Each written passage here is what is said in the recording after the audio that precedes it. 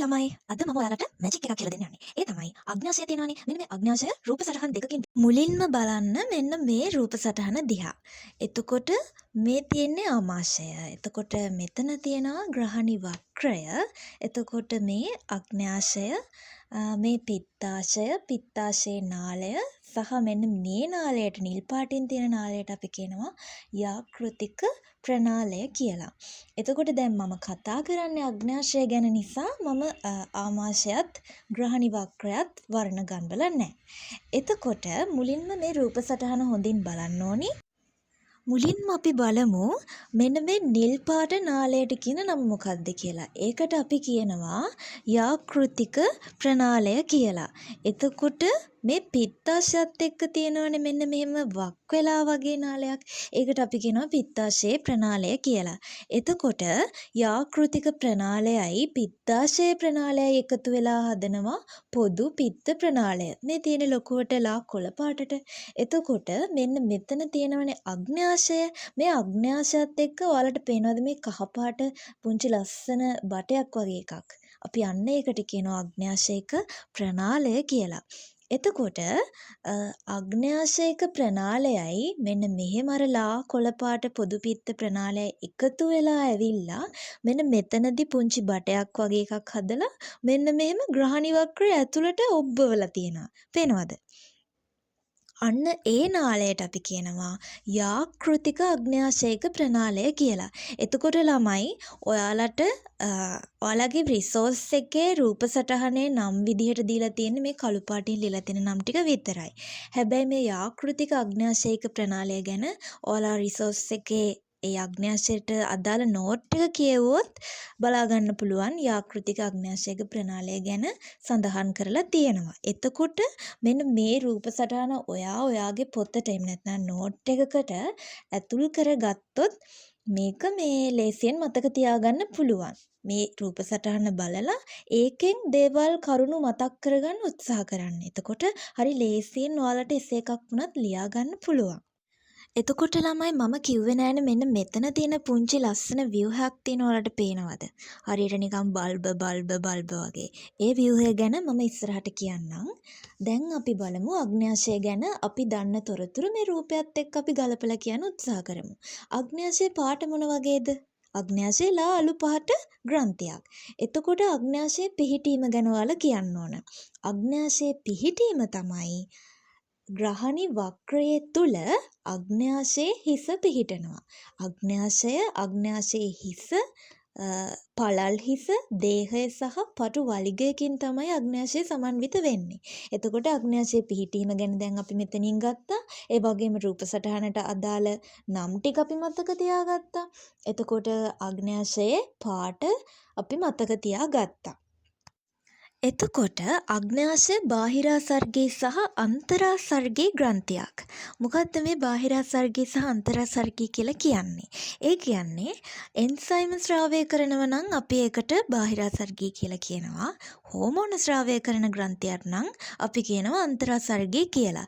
ඒ කියන්නේ ළමයි අග්න්‍යාශයට එන්සයිම ස්‍රාවය කරන්නත් පුළුවන්, හෝමෝන ස්‍රාවය කරන්නත් පුළුවන්.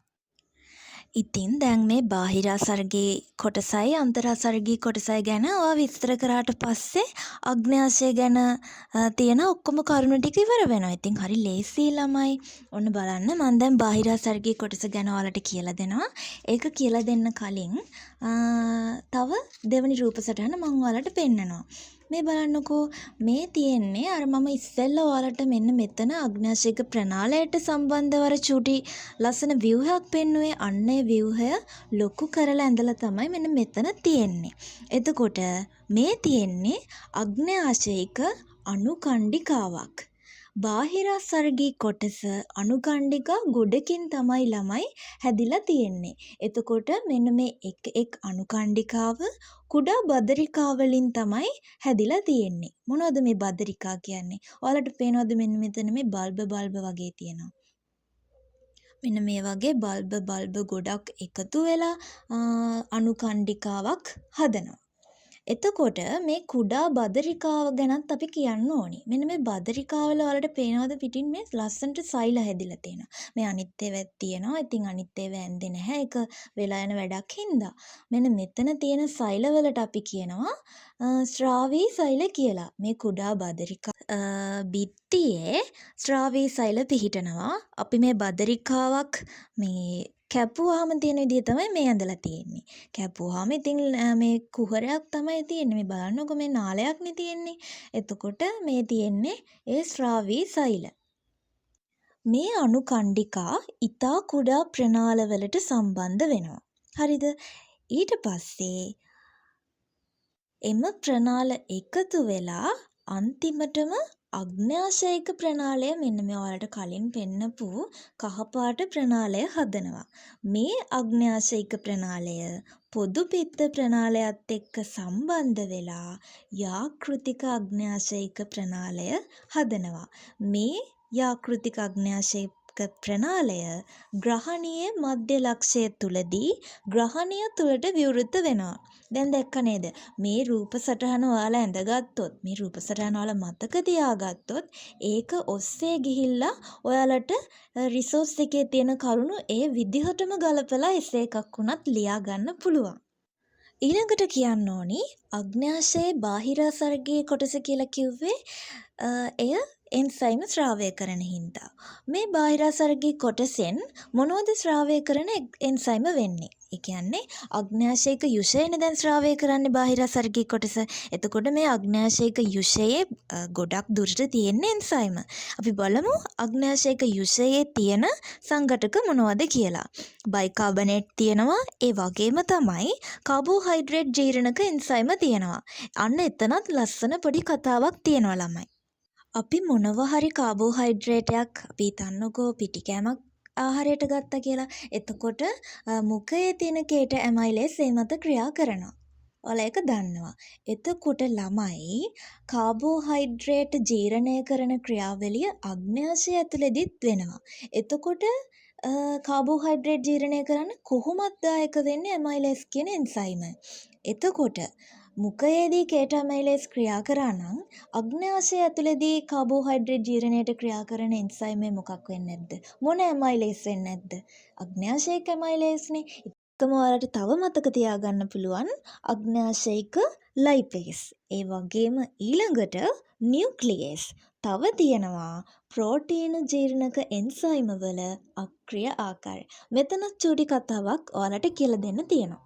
අග්න්‍යාශයට ස්‍රාවය වන අග්න්‍යාශයික යුෂයේ අඩංගු වෙන්නේ ප්‍රෝටීන ජීර්ණ කරන්න පුළුවන් එන්සයිම වල අක්‍රිය ආකාරය. ඒක මේ විදිහට මතක තියාගන්න. සාමාන්‍යයෙන් අක්‍රියයිනේ. ඉතින් ඒගොල්ලෝ අග්න්‍යාශයට ස්‍රාවය වෙන්නේ නෝන්ජල් විදිහට. අක්‍රියයි. හරි නෝන්ජල් විදිහට තමයි ඒගොල්ලෝ අග්න්‍යාශයට ස්‍රාවය වෙන්නේ. ඒ කියන්නේ ට්‍රිප්සිනෝජන් සහ කයිමෝට්‍රිප්සිනෝජන්. මේ නම් දෙක ඔයාලට ඉතින් මතක තියාගන්න වෙනවා. ඒක මතක තියාගන්න ලේසි විදිහ තමයි නෝන්ජල් විදිහට තමයි ඒගොල්ලෝ අක්‍රියාකාර විදිහට තමයි අග්න්‍යාශයට ස්‍රාවය වෙන්නේ. එතකොට මොකද වෙන්නේ? දැන් මේගොල්ලෝ අග්න්‍යාශයේ යුෂය ස්‍රාවය වෙන්නේ ග්‍රහණීය කුහරයට. අර ලස්සන බටයක් පෙන්වන්නේ ආකෘතික අග්න්‍යාශයික ප්‍රනාලය කියලා. අන්න ඒ ප්‍රනාලය හරහා ග්‍රහණීය කුහරයට තමයි මේගොල්ලෝ ස්‍රාවය වෙන්නේ. එතකොට ට්‍රිප්සිනෝජන් සහ කයිමෝට්‍රිප්සිනෝජන් ට්‍රිප්සීන් සහ කයිමෝට්‍රිප්සීන් බවට සක්‍රිය කරවනවා ග්‍රහණි වක්‍රය තුලදී. ග්‍රහණි වක්‍රයේ තියෙන HCl මගින් තමයි මේ ක්‍රියාවලිය කරන්නේ. ඔන්න අග්න්‍යාශයේ බාහිරාසර්ගී කොටස ගැන පැහැදිලි කරලා ඉවරයි. ඊළඟට මම ඔයාලට කියලා දෙනවා අග්න්‍යාශයේ අන්තරාසර්ගී කොටස ගැන. අග්න්‍යාශයේ අන්තරාසර්ගී කොටස සමන්විත වෙන්නේ ලැන්ගහන් දීපිකා වලින්.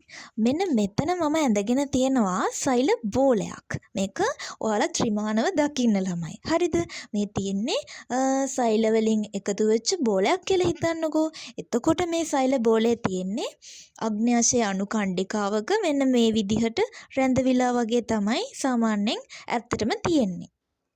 එතකොට මේ ලැන්ගහන් දීපිකා සෛල බෝලයක්නේ. එතකොට ඒකට ප්‍රනාල තියනවද ළමයි මේ අනුකණ්ඩිකාවලට තිබුණා වගේ? නෑ නෑ. ප්‍රනාල නෑ.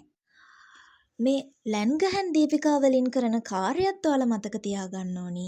ඒ තමයි ග්ලූකගන් සහ ඉන්සියුලින් ස්‍රාවය කරන එක. මේකත් මම ඔයාලට ලස්සන ලේසි ක්‍රමයකින් කියලා දෙන්නම් මට මගේ ගුරුවරයා කියලා දීපු විදිහට. ලැන්ගහන් දීපිකාවල ඇල්ෆා සෛල සහ බීටා සෛල කියලා සෛලාකාර දෙකක් ඉන්නවා. එතකොට ග්ලූකගන් සහ ඉන්සියුලින් කියන හෝමෝන දෙක තමයි මේ ලැන්ගහන් දීපිකා වලින් ස්‍රාවය කරන්නේ. ඒ හෝමෝන දෙක ඔයාලා මතක තියාගන්න ඕනි. එතකොට මේ හෝමෝන දෙකෙන් කරන කෘත්‍ය ඔයාලට ලේසියෙන් මතක තියාගන්න පුළුවන් මෙන්න මේ විදිහට. බීටා සෛලවල ඔයාලට පේනවාද මෙන්න මේ විදිහට ඉයන්නක් හදාගන්න පුළුවන්. එහෙනම් ඒකෙන් මතක තියාගන්නවා බීටා සෛල ඉන්සියුලින් ස්‍රාවය කරනවා. මේ බීටා වල මෙන්න මේ පහළට තියෙන ඉර මේ විදිහට දික් කරලා අපි ඊතලයක් දැම්මොත් ඒකෙන් අපි මතක තියාගන්නවා ග්ලූකෝස් සාන්ද්‍රණය අඩු කරන එක තමයි ඉන්සියුලින් වලින් කරන්නේ. එතකොට ඇල්ෆා සෛල කරන්නේ ග්ලූකගන් ස්‍රාවය කරන එක. ග්ලූකගන් වලින් කරන්නේ ඉන්සියුලින් වලින් කරපු දෙයට විරුද්ධ දේ. එහෙනම් ග්ලූකෝස් සාන්ද්‍රණය වැඩි කරන එක. ඔන්න අග්න්‍යාශයේ මුළු ව්‍යුහයම ලස්සන රූප සටහන් දෙකකින් ඔයාලට පැහැදිලි කරලා දුන්නා.